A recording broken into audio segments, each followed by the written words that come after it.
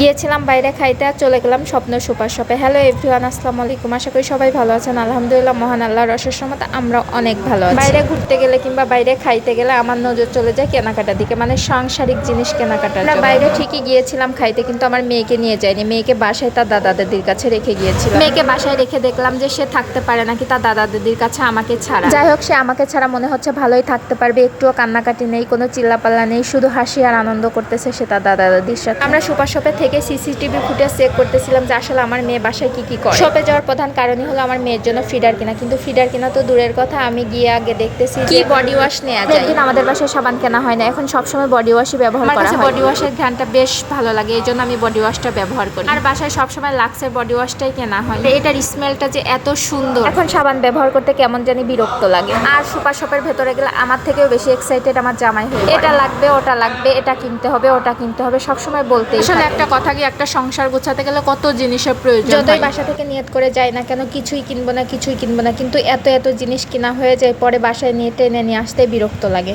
নিজে জামাইয়ের কি অবস্থা হয় বুঝেন। আমি নিজে থেকে কোনো জিনিসে আগেই কেনার কথা বলি না, যখন জামাই একটু বলে যে এটা নিতে হবে তখন মনের মতো করে জিনিসগুলো নিয়ে নেই।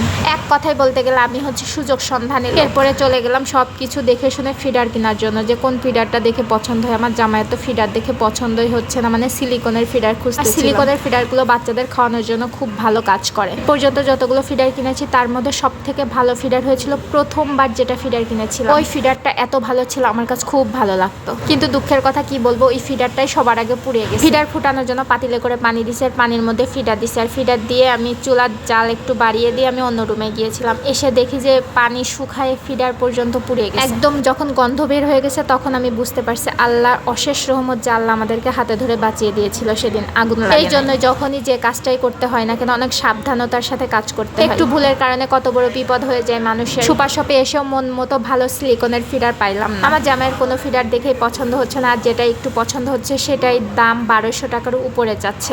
এরা তুলনামূলক অন্য সব দোকান থেকে দাম একটু বেশি চাচ্ছে। আসার সময় অনেকগুলো জিনিসও কিনতে হলো, বাসায় বাজার শেষ হয়ে গেছিল, অনেকগুলো বাজারও করা লাগে। যেহেতু গিয়েছি একবারে বাজার টাজার সব করেই নিয়ে আসলাম। যেদিনই ভাবি কোনো কিছুই কিনবো না সেদিনই সব থেকে বেশি জিনিস কেনা হয়ে যায়। এটাই হচ্ছে জীবন, সংসার জীবন মানেই ঝামেলা। যাদের এখনো সংসার হয়নি তারাই ভালো আছে। সংসার যত ছোট থাকে তখন এমনিতেই খুব ভালো লাগে, আর সংসার যত বড় হয় ঝামেলাও তত বেড়ে যায়। না চাইলেও হাজারটা ঝামেলা মাথার উপরে এসে দাঁড়িয়ে থাকে। সবসময় ভাবি যে একদম নর্মাল রিল্যাক্সে থাকবো, কিন্তু আমি থাকতেই পারি না রিল্যাক্সে। না শীত না গরম, ময়শ্চারাইজার তো লাগবেই। একটা চ্যাপস্টিক নিয়েছিলাম, চ্যাপস্টিকের কালারটা কিন্তু অনেক সুন্দর ছিল। লিপ কেয়ার গুলো এমনিতেই অনেক ভালো হয়।